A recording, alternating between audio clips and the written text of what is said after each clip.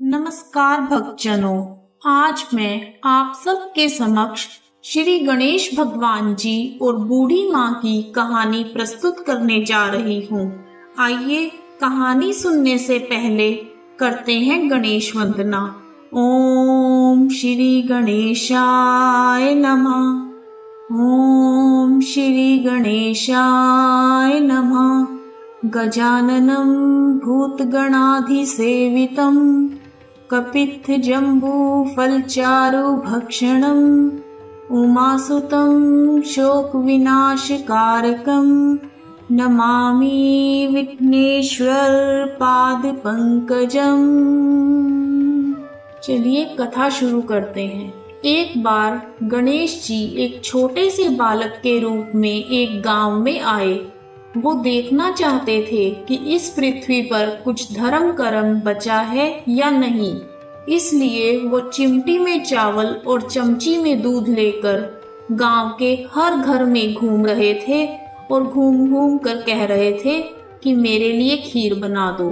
उस बालक की बात सुनकर सभी लोग उन्हें आश्चर्य से देख रहे थे और उनकी हंसी उड़ा रहे थे। सब लोगों ने कहा, इतने से दूध चावल से भी कभी खीर बनती है?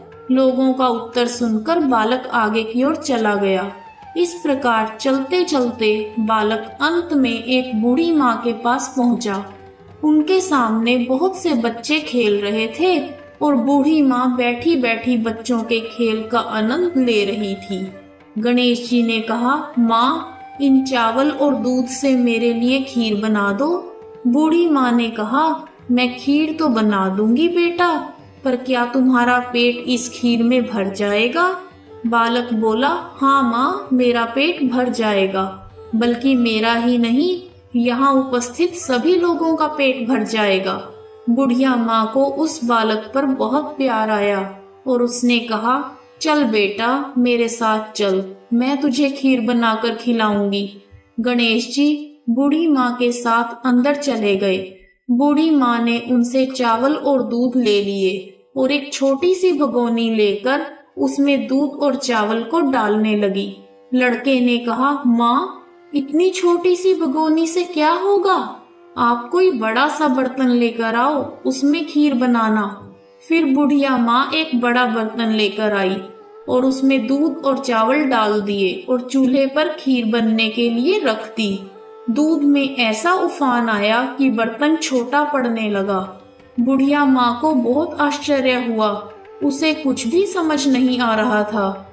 तो बुढ़िया ने घर का सबसे बड़ा पतीला रखा, वो भी पूरा भर गया। खीर बढ़ती ही जा रही थी, उसकी खुशबू भी चारों तरफ फैलती जा रही थी।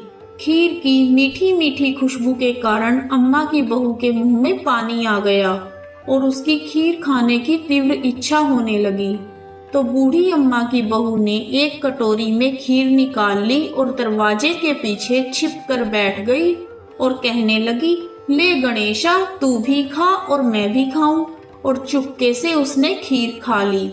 बूढ़ी माँ ने बाहर बैठे हुए गणेश जी को आवाज लगाई, बेटा, तेरी खीर तैयार है, आकर खा ले।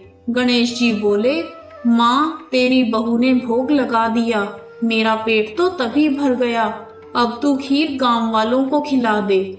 तो इस पर बूढ़ी माँ समझ गई कि ये तो साक्षात गणेश जी हैं। इसलिए बूढ़ी माँ ने गांव वालों को निमंत्रण दिया। सब लोग उन पर हंसने लगे। सबने कहा, माँ, तेरे पास खुद खाने के लिए तो कुछ है नहीं और तू पूरे गांव को कैसे खिलाएगी?